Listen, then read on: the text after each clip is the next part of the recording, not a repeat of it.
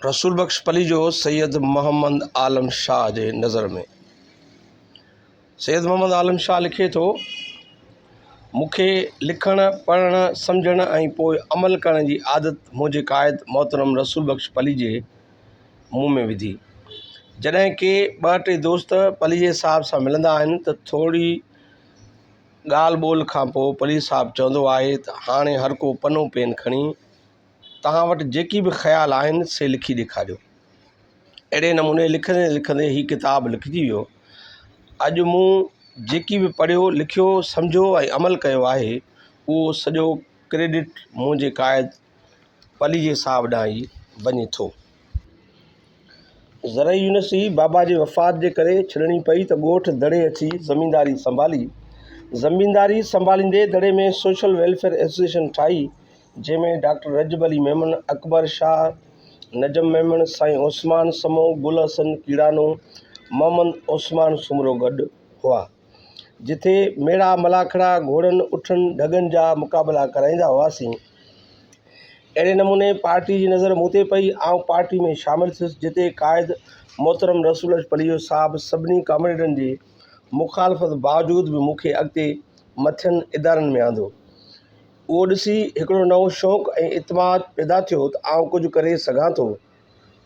पार्टीअ अंदरि मूंखे घणे खां घणी सोबत जो मौक़ो पलीअ साहब सां गॾु रहण जो मिलियो आहे। पलीअ साहब मूं ते हमेशह ज़ोर भरींदो रहियो आहे त आलम शाह जेसि ताईं पढ़ंदे न तेसि ताईं ढगे जो ढगो हूंदे। सुठो इंसान ऐं सिंधी क़ौम जो बहादुर सम्झू सिपाही न बणिजी सघंदे।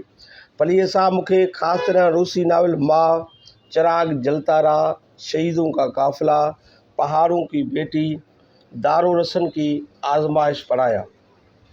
उन्हनि सां गॾु लेनिन, माओ ज़ेतुंग, मार्क्स, एंगल्स, होचिमन, जनरल ग्याप ऐं मोहम्मद सल्लल्लाहु अलैहि वसल्लम जी ज़िंदगी जो अहवाल ऐं संदन ज़ाती किरदार बाबति संदन आतम कहाणियूं पढ़ायूं। उन्हनि सां गॾोगॾु रूसी इनकलाब, वियतनामी इनकलाब, चीनी इनकलाब, पेरिस कम्यून, जदली मादियत, दुनिया कीअं ऐं कॾहिं पैदा थी, हिंदुस्तान जी तारीख़, सिंध जी तारीख़, जंगनि जूं तारीख़ूं, जादू ऐं साइंस, सिंधी अदब बाबति किताब पढ़ाया। तंहिंखां सवाइ क़ाइद मोहतरम रसूल बख्श पली साहब जा किताब अंधा हूंदा वेज, सुबुह थींदो, संधी ज़ात हंजन, पसे ॻाढ़ा गुल, धड़ारनि जा धक, कोट लखपत जी डायरी, संदसि 3 वॉल्यूम सियासी अदब जा, संदसि 3 वॉल्यूम बार बार पढ़िया। उन्हनि सां गॾु माऊ जा 4 वॉल्यूम पढ़ाई। उन्हनि मां इम्तिहान वठणु, उन्हनि ते कलाकनि जा कलाक वेही सम्झाणियूं ॾियण जो सिलसिलो जारी रहियो। उन सां गॾु जाचूसी, डिप्लोमेसी ते लेक्चर, सम्झाणियूं, उन्हनि ते बहस करणु उहो रोज़मर्रा जो कमु आहे। मूंखे उहो बि एज़ाज़ु आहे त पलीअ साहब मूंखे पाण सां वठी सिंध, पाकिस्तान, जलालाबाद ऐं लंडन जा दौरा कराया आहिनि, जिते मूंखे मुख़्तलिफ़ सियासी ऐं मुख़्तलिफ़ शख़्सियतुनि सां मिलायो आहे। सियासी समाजी शख़्सियतूं जिन सां मिलायो, उन्हनि में मेजर इसहाक़, प्रोफेसर अज़ीज़ुद्दीन अहमद ख़ान, अब्दुल वली ख़ान, ख़ान गफ़ार ख़ान, ख़ालिद ख़ान, अफ़ज़ल ख़ान, गुलामंद बिलोर, प्रोफेसर ख़ालिद महमूद, प्रोफेसर जमील उमर, सरवर बारी, फरज़ाना बारी, नवाब ख़ैर बख्श ख़ान मरी, नवाब Akbar Bugti, Hakim Ali Zardari, Afzal Bangash, Nawab Ataullah Mengal, doctor Malik Akram Baloch, doctor Abdul Hai Baloch, chief justice Iftikhar Muhammad Chaudhry, advocate Ejaz Ahmad, GM Syed, Mushahid Hussain Syed, doctor Bakht Jamal Sheikh, doctor Aligul Maitlo, Lakhano Bahrani ऐं ॿियनि केतिरनि अॻवाननि सां मिलायो सियासी नज़रियाती बहसनि में हिसो वठाए तरबियत कंदो रहंदो आहे। पार्टी अंदरि नवाब मीर अली बख्श ख़ान, मरहूम कादिर बख्श निज़ामानी, मरहूम डॉक्टर फ़िरोज़ अहमद ख्वाजा, शहीद मोहम्मद फाज़िल राओ, डॉक्टर काज़ी गफ़ार, लखमीर डायरी, ख़ैरमंद लिगारी, रसूल बख्श ॾेथो, शहीद मोहम्मद नवाज़ कननानी, मंसूर अब्बासी, यूसुफ नस्कंदी बलोच, मोहसिन अब्बासी, ताज मोहम्मद अबड़ो, जमाल अबड़ो, नजम अब्बासी, अमानल्ला बपर, रशीद भट्टी, शेख अयाज़, डॉक्टर तनवीर अब्बासी, मोहम्मद हसन, मौला बख्श मेमन, मोहम्मद हसन रुस्तमानी, अदी मुमताज़ निज़ामानी, जीजी ज़रीना बलोच जहिड़नि बहादुर सम्झू साथियुनि ऐं भेनरुनि जो साथ रहियो। मूंखे फ़ख़्रु आहे हिननि माण्हुनि ते जिन पंहिंजूं सॼियूं ज़िंदगियूं पंहिंजी क़ौम इंसान ज़ात ऐं पंहिंजी पार्टी लाइ ॾिनियूं ऐं क़ाइद मोहतरम रसूल परी साहिब जे ॾिनल इनकलाबी वाट नज़रे ते ठहियल पोरियत पार्टी जे ज़ाब्ते में ज़िंदगियूं गुज़ारे छॾियूं। पंहिंजे इनकलाबी पोरियत पार्टी में रही वॾा मिसाल क़ाइमु करे विया। मूंखे पंहिंजे क़ाइद मोहतरम रसूल परी साहिब ऐं इनकलाबी पोरियत पार्टी ते नाज़ आहे जो आउं पार्टी जे हलायल सभिनी जुदोजहदुनि में शरीक रहियो आहियां, जहिड़ोकि वरनियो टोड़ियो, नीलाम बंदि करियो, लिस्टुनि वारी तहरीक, साफ़नि वारी तहरीक, MRD, कालाबाग डैम ख़िलाफ़ु हलायल तहरीक, ग्रेटर थलकिलाल ख़िलाफ़ु तहरीक, चीफ जस्टिस इफ़्तिख़ार मोहम्मद चौधरी खे बहाल करियो तहरीक, तालीम बहाल करियो तहरीक ऐं ॿियनि नंढनि वॾनि जुदोजहदुनि, जलसनि, जुलूसनि, रैलियुनि, लॉन्ग मार्चनि, क़ौमी कॉन्फ्रेंसनि, सेमिनारनि में शरीक थी क़ाइद मोहतरम रसूल पली साहिब खे जुदत कंदे ॾिठो आहे ऐं उन्हनि खां तमामु घणो सिखियो आहे। मूंखे फ़ख़्रु आहे उन्हनि साथियुनि ते जेकी अॼु बि क़ाइद मोहतरम रसूल पली साहिब जे इनकलाबी वाट खे सचो सम्झी जुदोजहद करे रहिया आहिनि, जहिड़ोकि मोहम्मद ख़ान बुरगड़ी, आरब किरानो, ॾाॾा कादिर रांटो, अब्दुल हकीम हालेपोटो, लाल जरवार, डॉक्टर दिलदार लिगारी, आरिफ जुड़ेजो, इस्माइल ख़ासकेली, हकीम ज़ंगेजो, जामी चांडियो, सरताज चांडियो, मज़हर राहूजो, डॉक्टर सैफुल्लाह निज़ामानी, सत्तार गोपांग, नज़ीर राजपर, जावेद राजपर, रोशन ब्रह्माणी, हनीफ मंगलहार, अकबर मंगलहार, कामरेड सूमार, हफ़ीज़ कुंभर, नूर अहमद कात्यार, अब्दुल हई भुट्टो, अरबाब जिंज, अयाज़ चांडियो, अब्दुल्ला जाखरो, गुलाम मुस्तफ़ा लिगारी, आरूमल, डॉक्टर रसूल बख्श ख़ासकेली, अनवर नुहानी, अशरफ रिंद, आफ्ताब कलोई, अली नवाज़ डायरी, हसन अली बपड़, गुलाब बपड़, दाऊद डायरी, दीदार करनाणी, ताज जखराणी, असगर मलक, रफ़ीक नूनारी,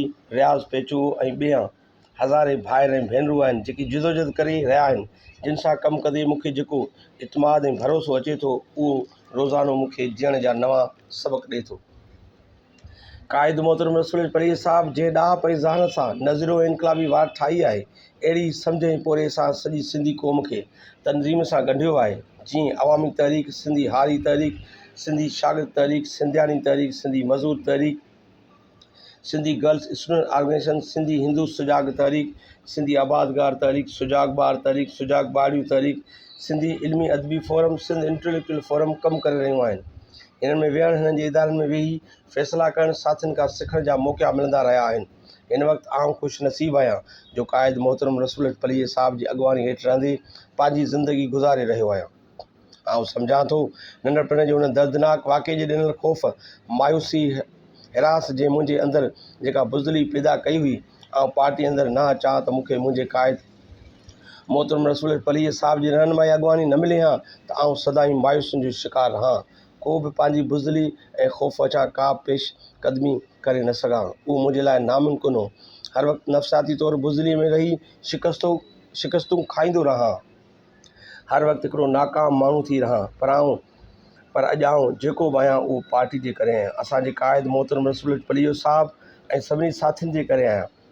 अॼु आउं ख़तरा खणां थो, कंहिं बि नाकामीअ खां घबराइजी शिकस्त क़बूल नथो करियां, हर मुश्किल खे मुड़सी मर्दानगीअ सां मुंहुं ॾियां थो, हर कमु सोचे सम्झे जेको सही सम्झां थो सो करियां थो। उन जो उहो ई सबबु आहे त इनकलाबी पार्टी में रहंदे पार्टी जे ज़ाब्ते हेठि जुदोजहदूं कंदे मथियनि इदारनि में नज़राती बहस मुबाहिसा कंदे मोहतरम क़ाइद रसूल पली साहिब जे कामयाब इनकलाबी पोरियत वाट ते हलंदे कामयाबियूं कयूं आहिनि। पली साहिब जी इनकलाबी पोरियत वाट हाणे पलिजोइज़म जी सूरत में नज़रियाती फ़िक्री वाट जी शिकिल अख़्तियार कई आहे, जंहिंखे सिंध, पाकिस्तान ऐं दुनिया अंदरि मञियो वञे थो। मुल्क तोड़े दुनिया जूं समूरियूं तरक़ी पसंद सोच रखंदड़ दुनियूं पलिजोइज़म खे सही सम्झनि थियूं। उन इनकलाबी पोरियत नज़रे ते ॿधल पलिजोइज़म जी वाट न रुॻो मूं जहिड़नि मुंझियल मायूस बुज़दिल माण्हुनि खे हिकिड़ो सुठो इंसान इनकलाबी पोरियत सिपाही बणायो आहे, पर हज़ारे भाइरनि भेनरुनि खे नयूं ज़िंदगियूं ॾिनियूं आहिनि, ॾाह सां जीअण सेखारियो आहे। आउं दावा सां चवां थो त जेको बि माण्हू भली हू दुनिया जी कहिड़े बि कुंड में रहंदो हुजे, उहो जेकॾहिं पलिजोइज़म जे फ़िक्र ऐं नज़रिए खे सम्झी उन जी इनकलाबी पोरियत वाट वठंदो त उन जी ज़िंदगी में एतिरियूं इनकलाबी तब्दीलियूं ईंदियूं जो हू पंहिंजे ख़ानदान, पंहिंजे क़ौम, मुल्क ऐं इंसान ज़ात जो सपूत ऐं सुबारो पुटु साबित थी ॾेखारींदो।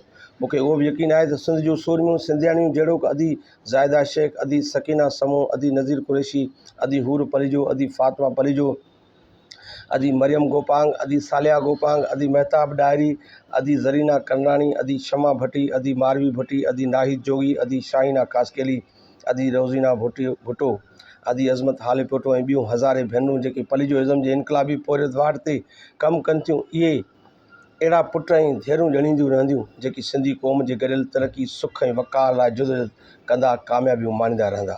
उहो ॾींहुं ख़ातिरी ऐं पक सां ईंदो जो सिंध अंदरि हिन हज़ारे सालनि जे कोड़ वरितल समाज खे तब्दील करे सिंध में पोरियत इनकलाब आणे सिंधी माण्हुनि खे सोभारो कंदासीं। किताब माणक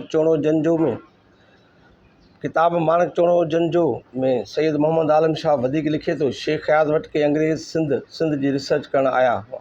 रशीद भट्टी, फ़ताह मलक, शेख हयात ऐं तनवीर अब्बासी वेठल हुआ। पलीअ साहब ऐं आउं बि ॻोल्हे वञी निकितासीं। पलीअ साहब जे अदीब ऐं ॾाहे जे हवाले सां वाक़फ़ियत कराई वई, पर पलीअ साहब जो हाल ॾिसी हमराहनि अखि बि कान छिंबी। ख़ैर ॻाल्हाईंदा रहिया। पलीअ साहब चुपचाप वेठो रहियो। फ़ताह ऐं तनवीर पलीअ साहब खे चयो त उस्ताद वारो वठाए। पलीअ साहब चयो त हिन लाइ अयाज़ काफ़ी आहे, पर अयाज़ जे चवण ते पलीअ साहब अंग्रेज़ी में शुरू थियो। पहिरियां बरतानिया जी तारीख़, सक़ाफ़त, जाग्राफ़ी, रहणी करणीअ ते जॾहिं कलाक खनि ॻाल्हाईं तॾहिं अंग्रेज़नि तजस्सुस मां चयो त एतिरो इल्मु तव्हां किथां सिखियो? तॾहिं पलीअ साहब चयुनि त सिंधी माण्हुनि सवनि सालनि खां धारियुनि जे अज़ाब में आहिनि। लगातार हिकिड़ा हमलावर अचनि था।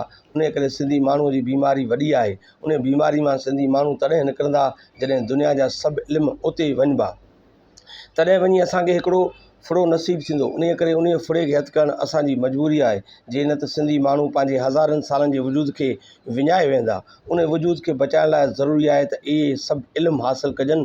पोइ इन्हनि सभिनी इल्मनि मां जेको बि ज़रो हिननि जी छुटकारे जे कम जो हूंदो उहो कम में आणींदा त का वाह निकिरंदी। बाक़ी ख़ाली घोॿाटा हणंदा त इहे सिर विञाईंदा ऐं मंज़िल ते न पहुचंदा। अहिड़े नमूने में पलीअ साहब सां लगातार सिंध जा दौरा कया।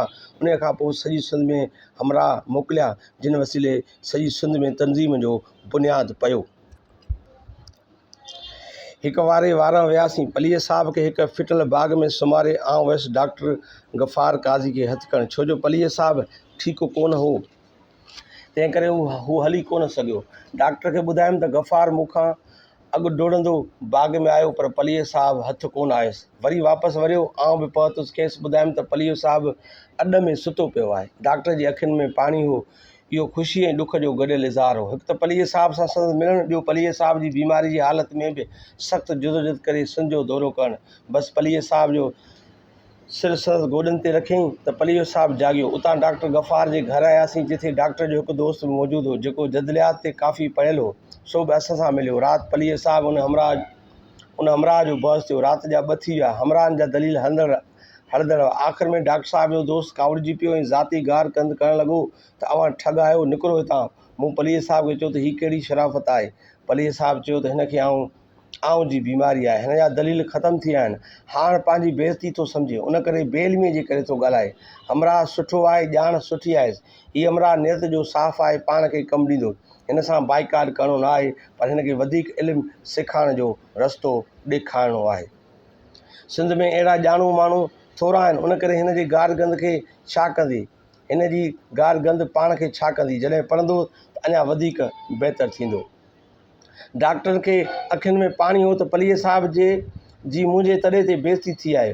उहो हमराह संदसि घाटो यार हो, पर जॾहिं पलीअ साहब डॉक्टर खे बि सम्झायो त हमराह मां हथु न कढजांइ, तॾहिं डॉक्टर वञी ॻाल्हि सम्झी। सॼी सिंध जो दौरो करे जेकमाबाद वियासीं। फ़ताह मलक सां मिलियासीं, जंहिं चयो त सखर में मिलंदासीं। वरी सखर में इंतज़ारु कयोसीं, पर हमराह न आयो। वरी जेकमाबाद वियासीं। हमराह मिलियो, पर चयईं त पंहिंजो हिते मिलणु ठीकु न आहे, पोइ आउं तव्हां सां राबितो रखंदुसि। तव्हांजी ॻाल्हि ठीकु आहे।